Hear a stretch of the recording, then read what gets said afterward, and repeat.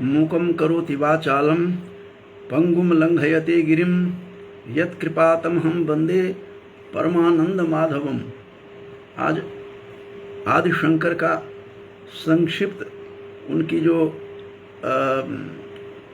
कृतियां हैं, उनके जो योगदान है उस पर संक्षिप्त परिचय दे रहा हूं, ताकि नई पीढ़ी के जो बच्चे हैं जो इंटरनेट और मोबाइल के युग में जन्म लिए हैं, उनको बच्चों को यह नहीं पता कि आदि शंकर कौन थे, कैसे ब्रह्मचर्य का पालन करते हुए 32 वर्षों में इस संसार से पलायन कर जाते हैं, चले जाते हैं और कितना बड़ा योगदान दे करके जाते हैं।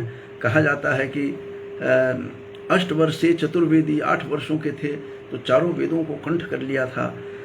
12 वर्षे सर्वशास्त्रविद 2 और 12 वर्ष के हुए तो सभी शास्त्रों का से परिचय हो गया था, सभी शास्त्रों का ज्ञान हो गया था।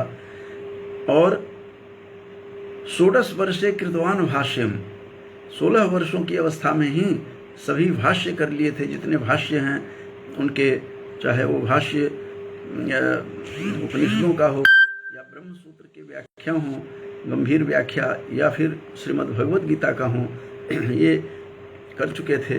और 22 मुनिरभ्यगात 32 वर्ष के हुए तो वो इस संसार से चल बसते हैं।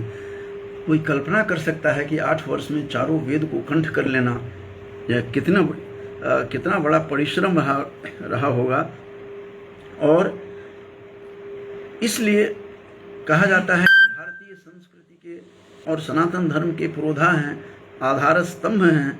उन्होंने ऐसा स्तंभ रखा, ऐसी नींव रखी जिस पर सनातन धर्म और भारतीय संस्कृति दोनों पनप रही हैं। और प्रस्थानत अद्वैत वेदांत के तो प्रचारक थे ही। अद्वैत वेदांत का चारों दिशाओं में 4 मठ बना करके उन्होंने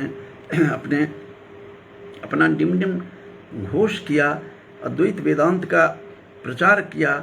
और प्रस्थानत्रय जो है, तो प्रस्थानत्रय में आता है उपनिषद, ब्रह्मसूत्र और श्रीमद् भगवद गीता। इन तीनों पर गंभीर भाष्य लिखकर वो बहुत बड़ा उपकार किया है आदि शंकर ने।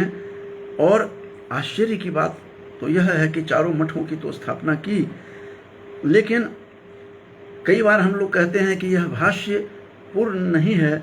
कई बार उपनिषदों को हम टटोलते हैं, चर्चा करते हैं, तो कहते हैं कि इस मंत्र को उन्होंने पूर्ण रूप से खोला नहीं। इस बात की कोई कल्पना भी नहीं कर सकता कि 16 वर्षों में ही 16 वर्षों की अवस्था में संपूर्ण भाष्य पूर्ण कर लिया था उन्होंने। जो हम पढ़ते हैं, पढ़ाते हैं, इतने दिनों से पढ़ रहे हैं, पढ़ा रहे हैं, और इस आयु में आकर के भी हमें नेति नेति कह करके हम लोग उसको समझ नहीं पाते हैं, उसके गांभीर्य को नहीं समझते, जिस उपनिषद के अर्थ को, जिस मंत्र को, ऋषि के जो मंत्रों को हम समझ नहीं पाते, ऐसे को किस प्रकार से आदि शंकर ने भाष्य लिख करके 16 वर्षों की अवस्था में ही भाष्य लिख करके छोड़ दिया।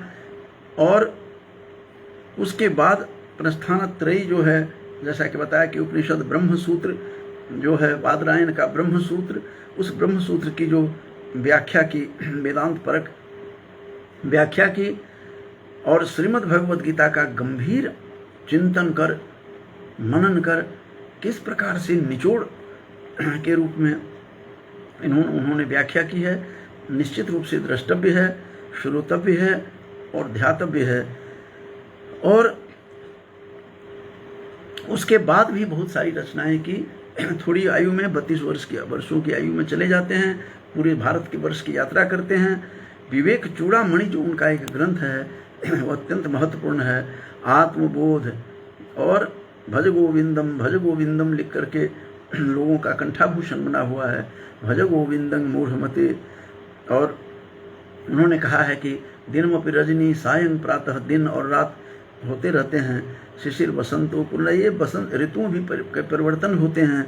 लेकिन हे मनुष्य, तुम लालच को छोड़ो, भज गोविंदम, गोविंद का भजन करो, और जितने भी लोभ लालच हैं उसका परित्याग करो, का जो मूल मंत्र दे करके गए हैं, जिसे भज गोविंदम कहा है, भज गोविंदम मूढ़मते।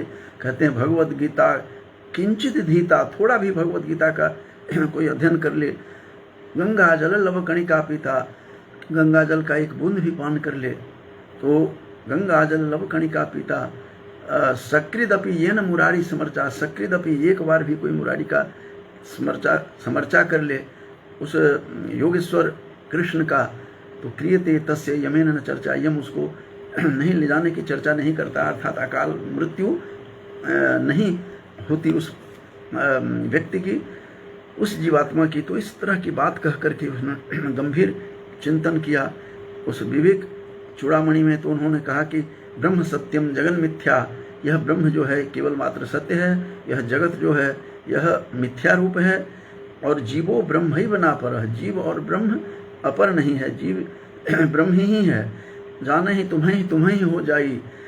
और ब्रह्मविद ब्रह्म एव भवति, जो कहा गया है, जो ब्रह्म को जान लेता है वही हो जाता है, जाने ही तुम्हें ही हो जाई।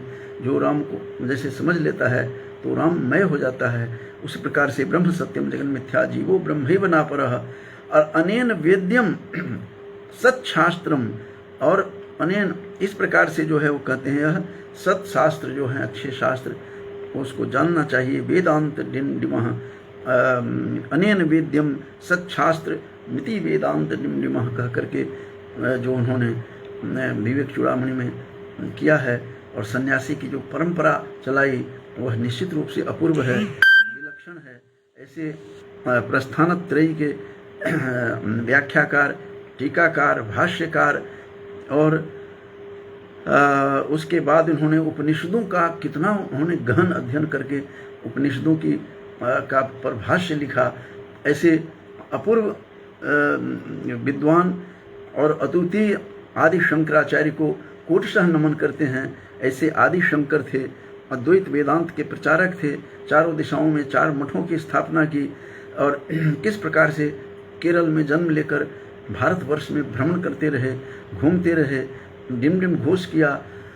और जो माधवाचार्य का जो शंकर दिग्विजय है उस आधार पर वो मिथिला जाते हैं, और किस प्रकार पैदल चलते थे अपने सन्यासियों के, अपने अनुयायियों के साथ, और किस प्रकार शंकर से, भगवान शंकर से उनकी मुलाकात होती है। और अपे ही उन्होंने खुद लिखा है और कहा कि किस प्रकार चांडाल रूप में दर्शन देते हैं, कहा अबे ही दूर हट। तब शंकर ने कहा, तब स्वयं शिव के अवतार थे, शिव कहते हैं, अवतरित होकर के प्रणाम किया जब उन्होंने, तो कहता है कौन हटेगा, मैं हटूं तो ये आत्मा जो है आत्मा हटे या शरीर कौन हटेगा। तो उन्होंने समझ गए, तो हाथ जोड़ा, तो फिर प्रकट होते हैं शंकर, और शिव ने उनको कहा कि तुम शास्त्र का ज्ञान तो कर लिए हो शंकर, लेकिन मनुष्य मात्र के प्रति, सभी जीवों के प्रति समदर्शी नहीं हुए हो, इसीलिए तुम कह रहे हो कि तुम हटो अपे ही। तो इस प्रकार का ज्ञान दिया। भारतवर्ष में भ्रमण करते रहे, मणिकर्णिका घाट पर ये घटना घटी थी, जो किस प्रकार से उनको दर्शन दिया था। उसके बाद वहाँ वो जाते हैं, उनको वेद व्यास से भी मुलाकात होती है, ऐसा भी कहा जाता है, उनसे शास्त्रार्थ हुआ, और तब जाकर के उन्होंने ही कहा कि तुम्हारा ये काम एक ही व्यक्ति कर सकते हैं, जो उनके, तब वो भाष्य पर अपना सम्मति लिखवाने के लिए वो प्रयास कर रहे थे। तो कुमारिल के पास जाते हैं, कुमारिल आत्मदाह कर रहे थे। बड़ी लंबी कथा है शंकर की। आज को तो किस प्रकार से उन्होंने, उन्हीं के कहने से वो मंडन मिश्र के पास जाते हैं। ये सब शंकर दिग्विजय के आधार पर है। सही है कि गलत है? कुछ लोग कहते हैं कि शंकर दिग्विजय जो शंकराचार्य के साथ शास्त्रार्थ ही नहीं हुआ महिषी ग्राम में। तो इस प्रकार के भी विचारक बहुत हैं, जिसमें अपनी पुस्तकों के द्वारा डॉक्टर वैद्यनाथ झा जी ने भी उन्होंने कहा है। अस्तु, उनके जो कृतियों पर आज केवल परिचय देने के लिए मैं उपस्थित हूँ कि आदि शंकराचार्य के भारतीय संस्कृति और सनातन धर्म का आधार स्तंभ आदि शंकर जो थे, अद्वैत वेदांत के प्रचारक थे, चारों दिशाओं में मठों की स्थापना की।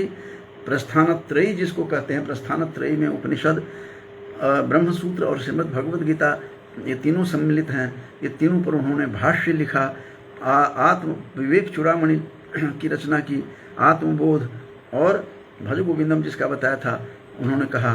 तो इस प्रकार से उनका जो श्लोक है उससे पता लगता है कि 8 वर्ष में चारों वेदों को कंठ कर लिया, 12 वर्ष में सभी शास्त्रों को ज्ञान कर लिया, और 16 वर्षों में भाष्य लिख लिया, और 32 मुनि रभेगात 32 वर्ष की आयु में प्रस्थान कर जाते हैं।